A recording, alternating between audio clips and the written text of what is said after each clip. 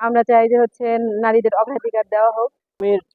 নির্বাচন হোক অবাধ, সুষ্ঠু এবং আমরা আসলে কোনো বিভাজনের রাজনীতি চাই না। এবার সকল সর্বসাধারণ জনগণ যেন অংশগ্রহণ করে।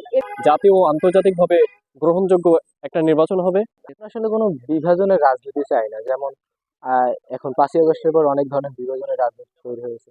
এই বিভাজনের রাজনীতি নিয়ে কোনো জাতি আসলে কোনোভাবে আগাতে পারবে না সামনে।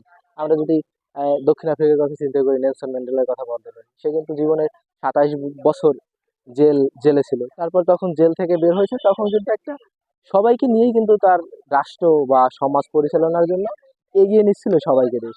এই কারণে সে এখনো সবার আইডল হিসেবে পরিচিত। আমরা এইভাবে যদি আমরা কোনো ট্রুথ অ্যান্ড রিকনসিলিয়েশন সিস্টেমের মাধ্যমে আমাদের যে একটা জনগোষ্ঠী যারা এই বিপ্লবের বিপক্ষে ছিল তাদের বা গণঅভ্যুত্থানের বিপক্ষে ছিল তাদের যদি একটা আওতায় নিয়ে আসা যায় কোনোভাবে, তাহলেই মনে করি এই দেশটাকে এগিয়ে নেওয়া সম্ভব। কারণ তাছাড়া মনে হয় না যে ডেমোক্রেসি ওইভাবে রান করবে। আমরা যদি এই ডেমোক্রেসি সিস্টেম দেখি তাহলে বিগত ইতিহাস থেকে আমরা বলতে পারি তাহলে কোলাপস করার সম্ভাবনা এই থেকে। সামনে আসন্ন জাতীয় ত্রয়োদশ নির্বাচন হচ্ছে। তো আমরা চাই যে হচ্ছে এবারে নির্বাচন সবাই জানে একটু অন্যরকম। কারণ আমাদের হচ্ছে জুলাই বিপ্লবের পর মানে আমাদের পরিবেশ একটু অন্যরকম হয়ে গেছিল। তো সেই হিসেবে আমরা চাই যে আগে বিগত বছরগুলোতে যেভাবে নির্বাচন হয়েছিল আমরা সেভাবে চাই না, যেন সুষ্ঠু নির্বাচন হোক। বিগত বছরে কিভাবে নির্বাচন হয়েছে, ব্যালট চুরি বা অন্যান্য যেসব পন্থা নিয়ে তারা হচ্ছে নির্বাচন করেছে, তো আমরা চাই যে এসব কিছু না হোক। আর পরে যে দলই আসুক আমরা চাই যে হচ্ছে একটি সুন্দর বাংলাদেশ গড়ার জন্য। আর বিশেষ করে বিশ্ববিদ্যালয় এবং অন্যান্য জায়গায় যে বিভিন্ন নারীর অগ্রাধিকারের কথা ওঠে, সেখানে অনেকে নারীদের বিভিন্ন কটূক্তি করা হয় হিজাব পরা বা হিজাব না পরা নিয়ে। এসব নানান দিক আছে। তো আমরা চাই যে যতই আহ যে দলে আসুক আমরা চাই যে হচ্ছে নারীদের অগ্রাধিকার দেওয়া হোক। আর শিক্ষা খাতে অনুদান বাড়ানো হোক, যেন শিক্ষার্থীরা ভালোভাবে তাদের পড়াশোনা চালিয়ে যেতে পারে। এবং তরুণদের বিভিন্ন উদ্যোক্তা করার জন্য কিছু যদি পন্থা অবলম্বন করা হতো, নতুন বিভিন্ন দিক, তো সেগুলোর জন্য আমার শিক্ষার্থীদের জন্য ভালো হতো।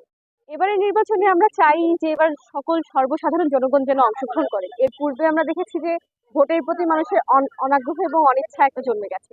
সেখান থেকে বেরিয়ে এসে সকল মানুষই যেন ভোটে অংশগ্রহণ করে এবং ভবিষ্যতে এমন একটা নেতৃত্ব আসুক যে আসলে সর্বসাধারণের কথা ভাববে, যে নারীর কথাও যেভাবে ভাববে পুরুষের কথাও সমানভাবে ভাববে। নারী পুরুষ বা লিঙ্গ ভেদে যে মানুষের মানবাধিকার আলাদা হতে পারে এ ধরনের চিন্তা যার মধ্যে থাকবে না। যে তরুণদের কথা ভাববে, যে বৃদ্ধদের কথা ভাববে, যে শিশুদের কথা ভাববে। সর্বোপরি দেশ যার কাছে প্রথম, দেশ আগে, ব্যক্তি বা দলের স্বার্থ যার কাছে পরে হবে, এরকম নেতৃত্বই আমরা আশা করছি।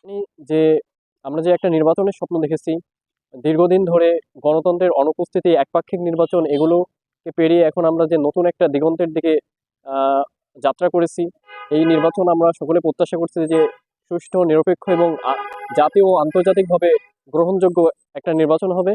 এবং আমরা এখানে সৎ, যোগ্য এবং জনকল্যাণকামী, জনসম্পৃক্ত এবং যারা আহ, মানে দুর্নীতির সাথে যাদের সম্পর্ক নেই, ঋণ খেলাপি, তাদেরকে আমরা নির্বাচিত করব, এরকম একটা চিন্তা করেছি আমরা, বিশেষ করে তরুণরা।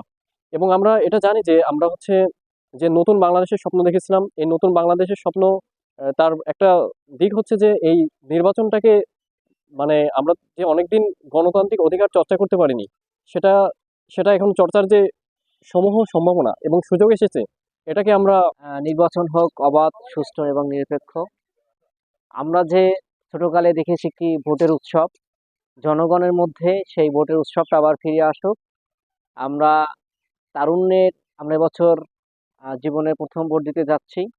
আমরা চাচ্ছি এই আমাদের ভোটের মাধ্যমে ইলেকটেড প্রার্থী বাংলাদেশের উৎপাদন, শহীদ রাষ্ট্রপতি জিয়াউর রহমান উন্নয়ন উৎপাদনের যে রাজনীতি ছিল, যে সরকার ছিল, সেই রাজনীতি, সেই সরকারি ব্যবস্থা আবার বাংলাদেশে ফিরে আসুক। আশা করছি এবারের নির্বাচনে আমাদের ধানের শীষকে এদেশে মানুষ গ্রহণ করে শহীদ রাষ্ট্রপতি জিয়াউর রহমানের সেই উন্নয়ন উৎপাদনের রাজনীতি আবার ফিরিয়ে আনবে বাংলাদেশে। ধরনের নেতৃত্ব পছন্দ করি তা হলো আসলে আমরা রাজনৈতিক বক্তব্যে এখন আমরা যেটা দেখতে পাই যে বিভিন্ন ইস্যু, যেমন হলো যে আধিপত্যবাদ বা ইম্পেরিয়ালিজম, ভারতের আধিপত্য বা পাকিস্তান, এই নিয়ে আমরা সব রাজনৈতিক বক্তব্য শুনি। কিন্তু আমাদের রাজনীতিটা আসলে এইভাবে হওয়া উচিত না যে আমাদের সোসাইটি বা সমাজের আমাদের কি কি সমস্যা। যেমন আমাদের কিন্তু এই বিগত 5 বছরের ডাটা অ্যানালাইসিস করলে দেখা যায় রোড অ্যাক্সিডেন্টই অ্যারাউন্ড আহ 36,000 এমন মানুষ মারা গেছে। তারপরে যে আমাদের এডুকেশন সিস্টেমের যে অবস্থা, তারপর লিটারেসি রেট বা পোভার্টি, এইগুলো নিয়ে আমাদের কেন রাজনৈতিক বক্তব্য হয় না? যেমন বিভিন্ন বক্তব্য আমরা এইগুলোই শুনি, এগুলো যদি রাজনৈতিক বক্তব্য হয় তাহলে তো আমাদের দেশ বা জাতি এগিয়ে যেতে সুবিধা হয়। এগুলো চাই যে এমন নেতৃত্ব আসুক যারা এইগুলোকে সামনে নিয়ে আসবে এবং জনগণের জন্য কাজ